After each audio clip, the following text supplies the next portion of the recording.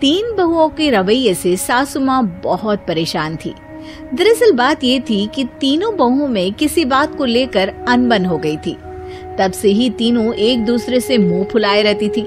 ना कोई सीधे मुंह किसी से बात करती, ना किसी का कहना मानती। पड़ोसी भी इस बात को जानते थे और जाने कैसे कैसे बातें भी करते। इसीलिए सासू माँ ने तीनों बहुओं को तुरंत अपने कमरे में बुलाया। मैं कई दिनों से देख रही हूँ, तुम तीनों अलग अलग सारे काम कर रही हो। ये सब नहीं चलेगा, तीनों को मिलकर ही काम करना पड़ेगा।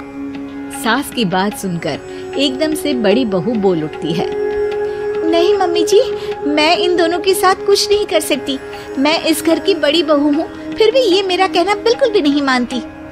अरे जेठानी जी, जानबूझकर मुझे डबल काम करवाती है आप। और छोटी मुझसे टेढ़े मुंह ही बात करती है। इन दोनों के बीच हमेशा सैंडविच बन जाती है मेरी, और मैं हमेशा आलू की तरह बीच में मसली जाती हूँ। मम्मी जी, इन दोनों को लगता है कि मैं छोटी हूँ तो इनके पैरों तले दब जाऊंगी, लेकिन नहीं, मेरा भी उतना ही अधिकार है जितना इन दोनों का है।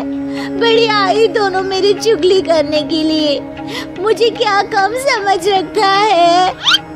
तीनों बहू एक दूसरे से बहस करने लगती है और सास दोबारा ये देखकर टेंशन में आ जाती है और सबसे कहती है, चुप हो जाओ, अब से तुम तीनों सारे काम एक साथ करोगी। आंख बंद करके एक दूसरे की बात सुनोगी। तुम तीनों इस बात को गांठ बांध लो, वरना अगली छुट्टियों में तुम्हारा अपना मायके जाना कैंसिल। सास की बातें सुनकर डर के मारे तीनों हामी भर देती हैं। जी मम्मी जी, मैं समझ गई।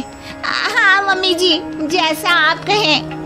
आप जो कहेंगे मैं वही करूंगी। तीनों बहू सास की बात को गांठ बांध लेती है और वादा करती है कि अब से सारे काम वो तीनों एक साथ मिलकर ही करेंगी। ये सब देखकर सास खुश हो जाती है और वहाँ से चली जाती है। नीचे जाकर वो देखती है कि घर में शर्मा जी आए हुए होते हैं।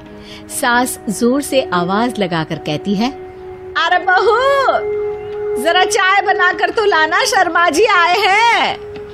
सास की बात सुनकर तीनों बहू तुरंत किचन की ओर भागती है और चाय बनाना शुरू कर देती है। मुझे तो एकदम मसाले वाली कड़क चाय पसंद है, तो हम शर्मा जी के लिए मसाले वाली चाय ही बनाएंगे। अरे नहीं दीदी, गर्मी के मौसम में मसाला चाय कौन पीता है? मैं तो शर्मा जी के लिए इलायची वाली चाय ही बनाऊंगी। ये कैसी बात कर रही हैं आप दोनों? मेरी मम्मी ने सिखाया है कि मेहमान को ज्यादा दूध और शक्कर वाली चाय देनी चाहिए, वरना वो घर वालों को कंजूस समझते हैं। तो मैं तो शर्मा जी को ऐसी ही चाय दूंगी। तीनों बहुएं अपने अपने तरीके से चाय में शक्कर, मसाला, पत्ती सब डाल देती है। उबलने के बाद तीनों मिलकर चाय बाहर लेकर जाती है और शर्मा जी और सासू माँ को देती हैं। चाय पीने के बाद शर्मा जी सासू माँ को देखकर शर्मा जाते हैं और शर्मिंदा महसूस करते हैं कि आखिर उन्होंने चाय पीने के लिए हामी क्यों भरी। सासू माँ भी चाय पीना शुरू करती है और कहती हैं, अरे बहू, ये कैसी चाय बनाई है? चाय है या मीठे दूध की बासुंदी? हाँ, चाय अच्छी नहीं लगी क्या? कोई बात नहीं, हम पराठा बनाकर लाते हैं। चलो चलो अंदर। हाँ हाँ चलो। हाँ आती हूँ मैं भी। नहीं, मेरा पेट चाय ने ही चौपट कर दिया, वही काफी है। पराठे से पोपट नहीं करवाना, मैं तो चलता हूँ। शर्मा जी चुपचाप पतली गली से निकल जाते हैं। अगले दिन सास बहुओं से कहती है, अरे बहू, जाओ जाके ऊपर के गेस्ट हाउस की सफाई कर दो। कल हमारे यहाँ मेरे दूर के रिश्तेदार आने वाले हैं, तो पूरे कमरे को चमका देना, समझी?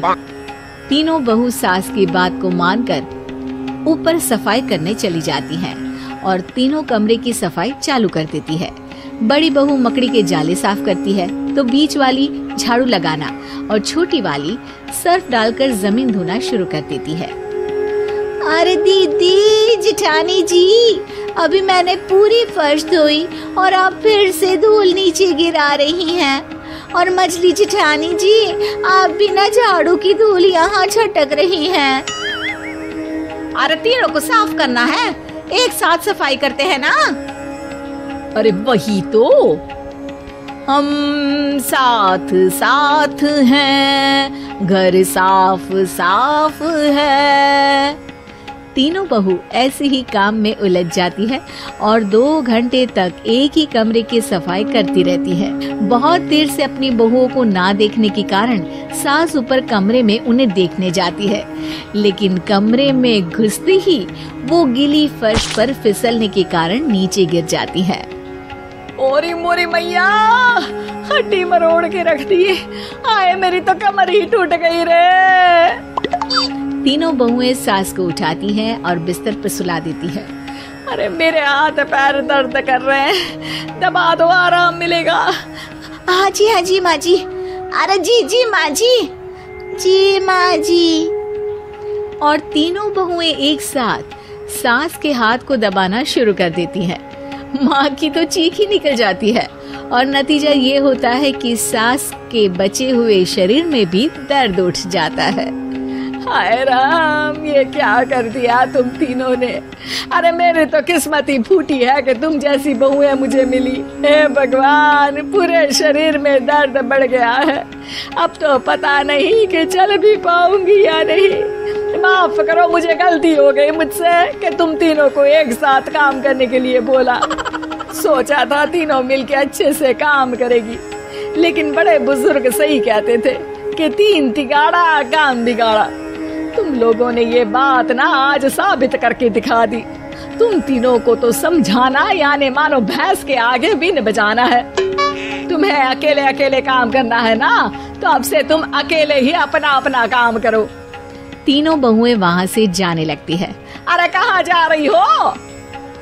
आप ही ने तो कहा कि अपना अपना काम करो, तो मुझे मुल्तानी मिट्टी लगानी है। अरे मुझे भी तो नेल पॉलिश लगानी है, मुझे ना मेहंदी लगानी है। सास अपना सर पीट लेती है और कहती है, अरे मुझे भी लगाना है कुछ। क्या माँ जी? क्या माँ जी? क्या माँ जी? तुम्हारे घर वालों को फोन तुम्हारी हरकतें बताने के लिए।